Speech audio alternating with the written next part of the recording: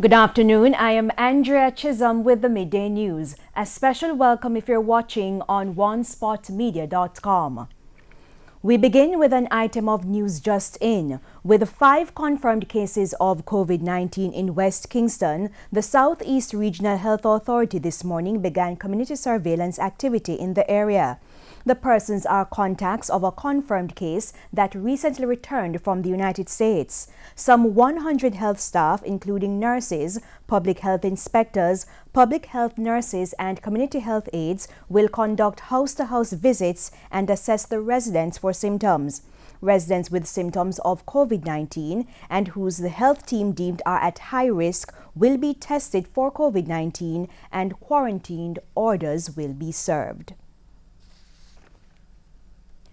Concern from political commentators this afternoon over the response to previous plans for the lease of protected lands by Minister Darrell Vaz. As O'Shane Masters reports, they believe the issue should have been dealt with differently. Where is the public rebuke of Darrell Vaz? That's the question being asked by political commentators over recent plans by the former minister without portfolio with responsibility for land and environment to lease lands bordering the protected Holywell National Forest Park in St. Andrew to build a private cabin. The commentators' question followed the announcement of Mr. Vaz's reappointment from the Land and Environment portfolio by the Prime Minister last evening. Political commentator Richard Crawford believes the move was a safe face by Prime Minister Andrew Holness, with hints of a general election being called shortly. The minister would have to do something based upon the public outcry and response to try and save face.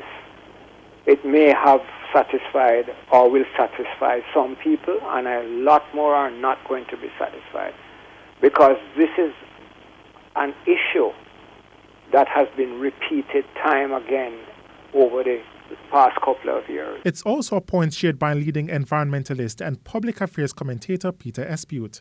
He says the Prime Minister has not signalled that there was any abuse of power by Mr. Vaz, who had portfolio responsibility for lands. Prime Minister has not said to him, you did wrong. You should not have, first of all, arranged to have the land advertised, and secondly, you should not have applied for it. And it was wholly improper as the portfolio minister that for you to be involved in this sort of thing. So the end result is that Minister Vaz is able to make the kinds of public statements he is making. He has no regrets, he didn't do anything wrong, and this is a promotion, you might even say. For Mr. Espute, any alienation of Darrell Vaz at this juncture may be an iron spoke in the wheel of a JLP's election machinery. In the meantime, he says over the last 2 years, corruption has been rife within the Holness administration without anyone being prosecuted. Among them, former Education Minister Roel Reid and Dr. Andrew Wheatley, the former Science and Energy Minister. I'm looking at the chairman of Petrojam, I'm looking at the personnel manager. Their contract is bought out, they're given millions in severance. Nobody is prosecuted, nobody is brought to court. If Minister Vaz has indeed used his influence to enrich himself, if he has, I'm not saying he has, but I'm saying if he has, then there doesn't seem to be any proceedings being taken against him. If there is corruption here, we are not aware that it is even being investigated. Mr. Vaz defended his attempts to lease the property following a report in the Jamaica Observer, where the caretakers of a park raised concerns that the National Land Agency, NLA, was leasing lands within the Holywell National Forest Park in St. Andrew, a World Heritage Site. Blue Mountain Park, the Blue Mountains are a national heritage site, a UNESCO national heritage site. That really means essentially that that land is untouchable and should remain in the ownership of the people forever. You can't have a heritage site which is adulterated in the first place, and you can't reduce the high prestigious value of a heritage site in a country in this manner. O'Shane Masters, TVJ News. The government is again defending the integrity of Jamaica's financial structure, arguing that the island does not belong on the EU blacklist. The blacklist is a tool used by the European Union to identify tax havens. In his sectoral presentation to Parliament, Minister Darrell Vaz says the government is closer to getting the country delisted.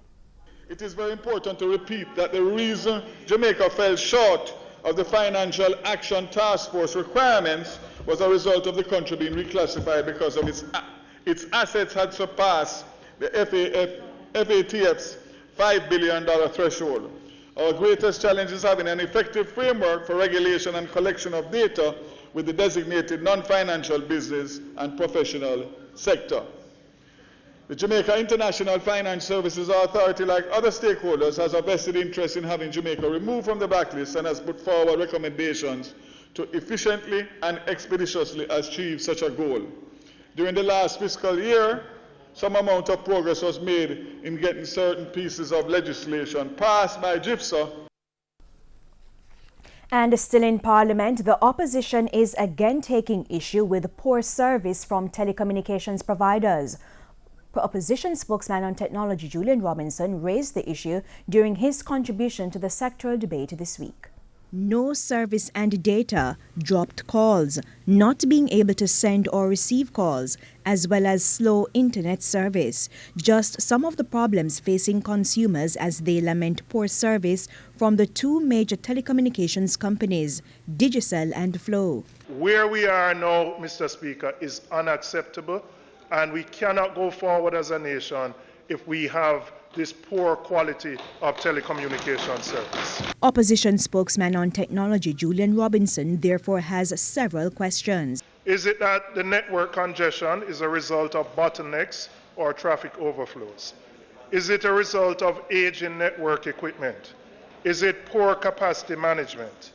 And are our service providers investing enough to keep pace with the increase in demand being placed on the network? Mr. Robinson is therefore recommending that the Office of Utilities Regulation OUR conduct an investigation to find out what's going on with the telecommunications providers. He is also urging the regulator to address the issues in keeping with the OUR and Telecoms Acts. There was also this suggestion that the government of Jamaica, through the Ministry of Science, Energy and Technology, immediately commence steps to increase competition in our telecoms industry. In the meantime, with the COVID-19 pandemic forcing schools to use more technology to teach students, Mr. Robinson is suggesting equipment and software be purchased to introduce the concept of a live virtual classroom. In this digital replica of a traditional classroom, instructors teach and the participants learn in real time via internet-enabled technology devices. The use of a whiteboard, the classroom staple, remains intact, while brainstorming, ideation, discussion and group work all happen in real time. Tests and other forms of assessments can be given and taken pre and post the sessions. And it's time for a break here on the Midday News, but stay with us. We have much more stories when we return.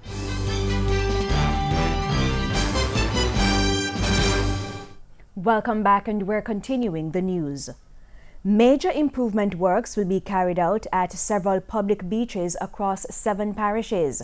That announcement was made by Tourism Minister Edmund Bartlett yesterday during his contribution to the sectoral debate in Parliament.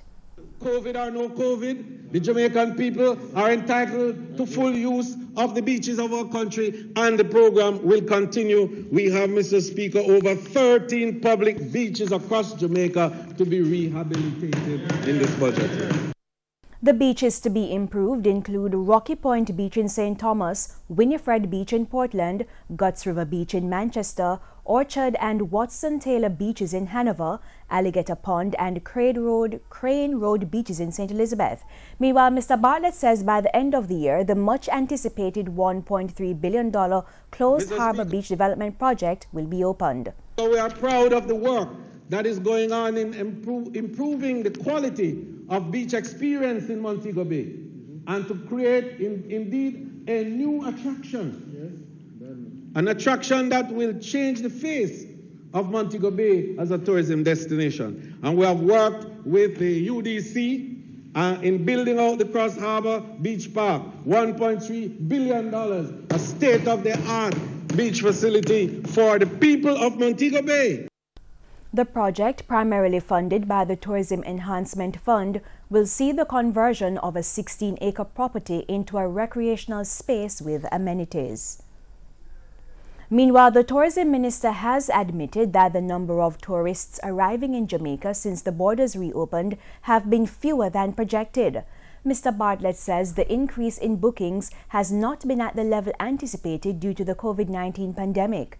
He says the government must continue to manage the pandemic to encourage more visitors.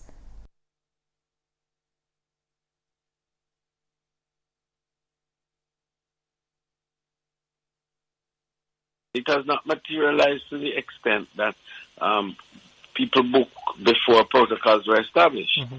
You know, when protocols are established and they understand what needs to be done, you know, it changes a little bit. And so I think that then you have the issue of the number of flights that are coming in relation also to that projected booking. So we are influenced greatly in terms of the numbers that actually come now, definitely by the number of flights that are coming in. The other thing is that the way in which we opened determined by and large the flow. And Mr. Bartlett was speaking this morning on Power 106 Morning Agenda program. Local medical practitioners have reportedly seen an increase in the number of patients seeking treatment for upper respiratory tract infections and allergies since the Saharan dust started affecting Jamaica earlier this week. President of the Association of General Practitioners of Jamaica, Dr. Donald Gordon, told our news center that some of the common complaints include sore throat, runny nose, as well as itchy eyes and ears. Dr. Gordon expects a further increase in the number of persons seeking treatment. Before it manifests itself. Plus, patients will probably try their home remedies, and if it doesn't work, then they'll turn up at the doctor. So they might take a few days before they start going to the doctor. Earlier this week, the Ministry of Health warned Jamaicans to exercise caution amidst the risk of severe health complications from the Saharan dust.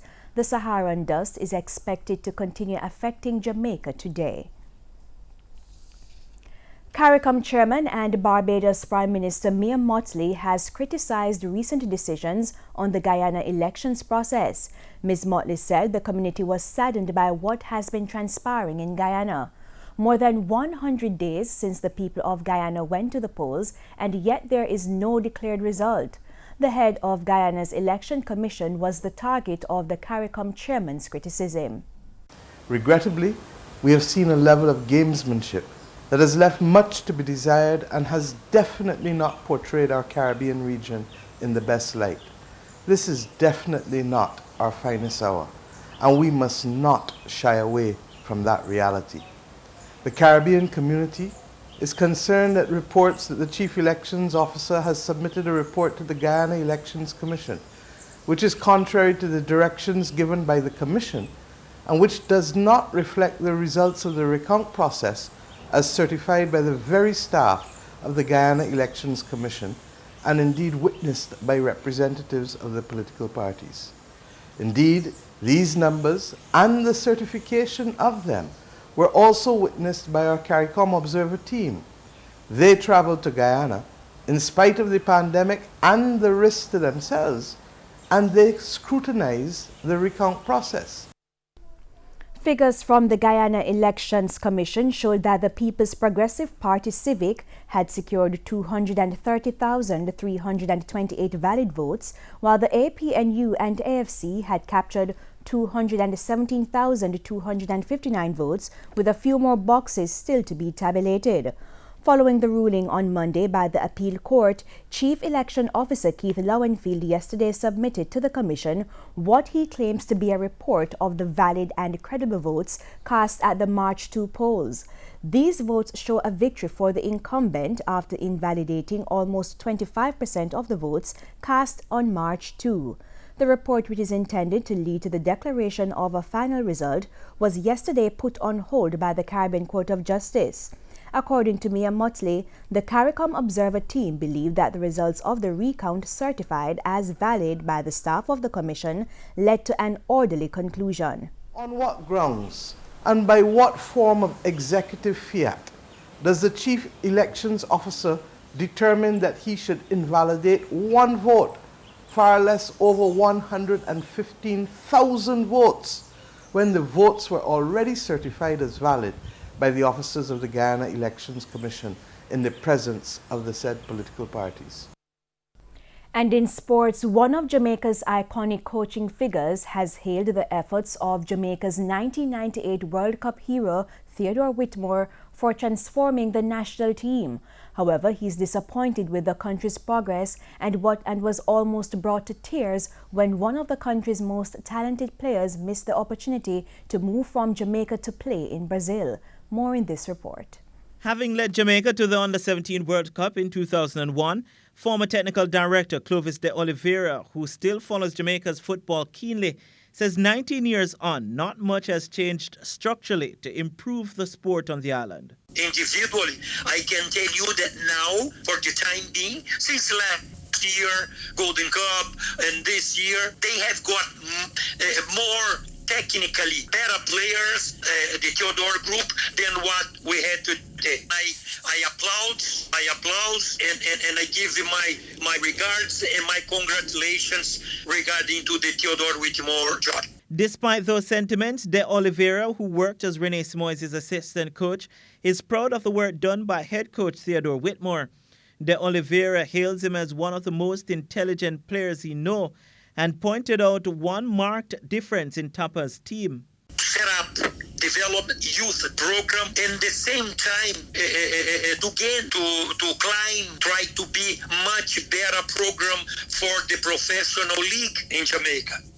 As far as I concerned, as far as I know, 20 years later, still they are the same. But what has disappointed De Oliveira the most is not seeing highly rated Lamar Walker having the opportunity to take up an offer with his boyhood club Vasco da Gama in Brazil. They love it, they like it, they wanted to make a contract with him, 1-2 years, but unfortunately that time I didn't know regarding to this administration and window and things like that, because he was amateur. We call here under 20 amateur. And that's the thing making me so sad, not upset, but made me so sad. He's very technical, and he did it very well in that time he was here. De Oliveira, who was instrumental in getting Walker the trial in Brazil, was speaking on Hits 92 FM Sports Grill with Simon Crosskill.